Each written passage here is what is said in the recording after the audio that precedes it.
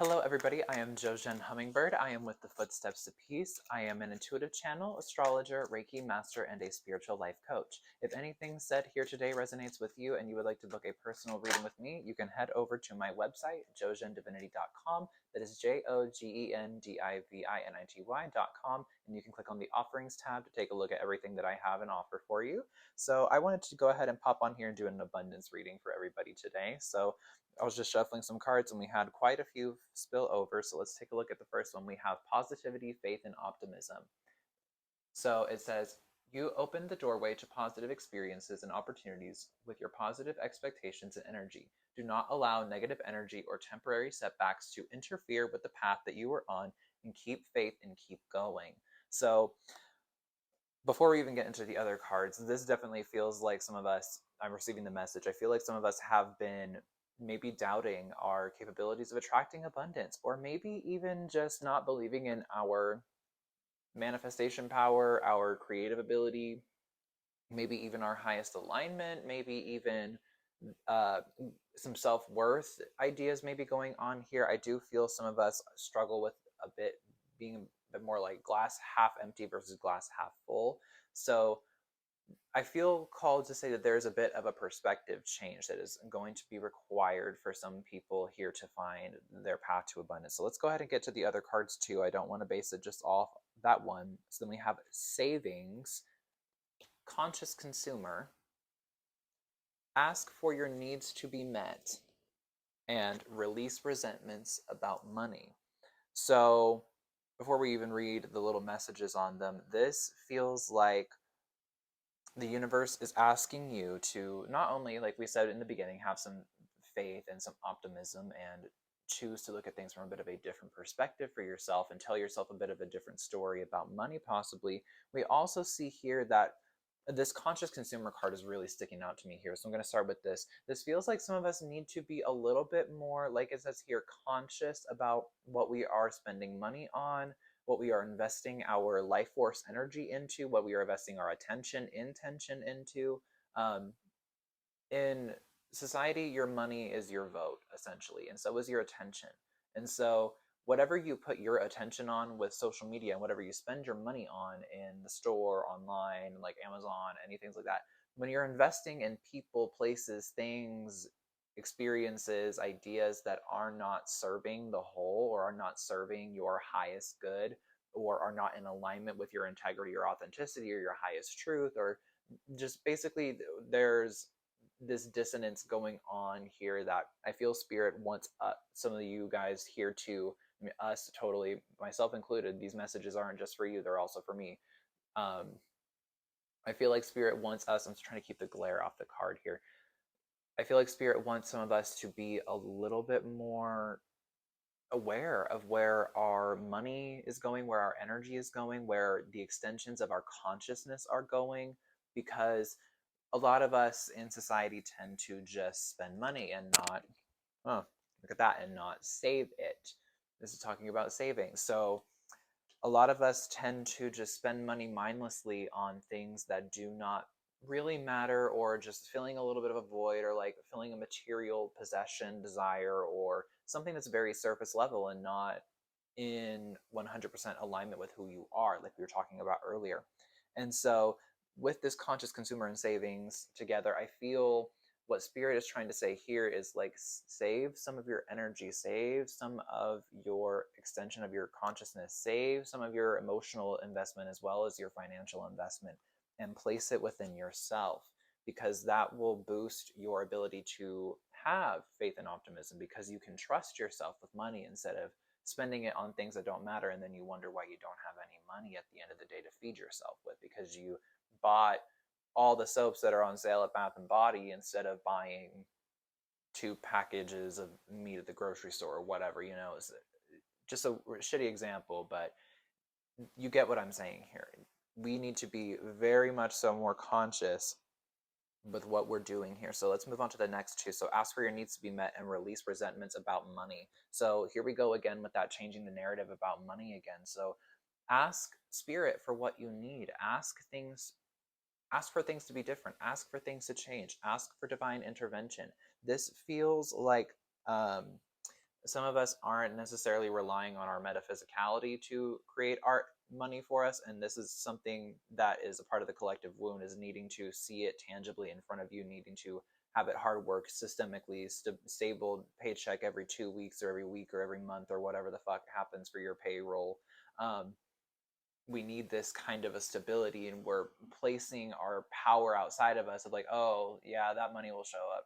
You need to do that with spirit. You don't need to do that with a company that you're slaving your life force energy away into. Be conscious about what you're putting your energy into, like we were just talking about. So some of you out here, this isn't for everybody, but some of you, you're changing your job, you're getting a new job opportunity, and this is opening up a different version of your life. This is opening up a different expression of yourself. This is opening up possibly a new lifestyle for some of you, or maybe you have to dress different or dye your hair or do something different with your physical appearance for this job. Or maybe you have the job you're at right now, you have this shitty restriction of what you have to wear and what you have to look like or what your appearance has to be, and then now you're moving into a job that allows you to surpass all those limits, and it's kind of reconstructing your consciousness because it's not something that you're used to. So definitely ask for your needs to be met here, because this is happening. This is possible. For those of you out here who are going into that new job venture, you're maybe questioning, is this right for me? Is this what I need to do? Is this where I need to go? Definitely, definitely, definitely. You just need to ask spirit to meet you halfway. A lot of the times we either within like the new cage spirituality, as like Reverend Brianna Lynn likes to say, um, in the new caged spirituality, and that's definitely a play on words, it's like there's this polarizing version of reality, this dualistic nature that either makes it one way or the other. It's very black or white. There's no room for the gray area. There's no room for possibility. There's no room for infinite expansion. People in entrapped in like a modern traumatized paradigm from society do not give themselves the opportunity or the like belief that anything outside of what society tells them is stable and safe and will make them easy money is possible. There's a lot of people who don't believe that you can make money chasing your dreams or fulfilling your desires or making your dreams come into real life through creative expression. There's a lot of people that don't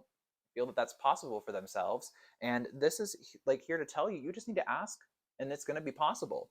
I mean, release your resentments about money, release the ideas of what you think is possible, release what your story around money is.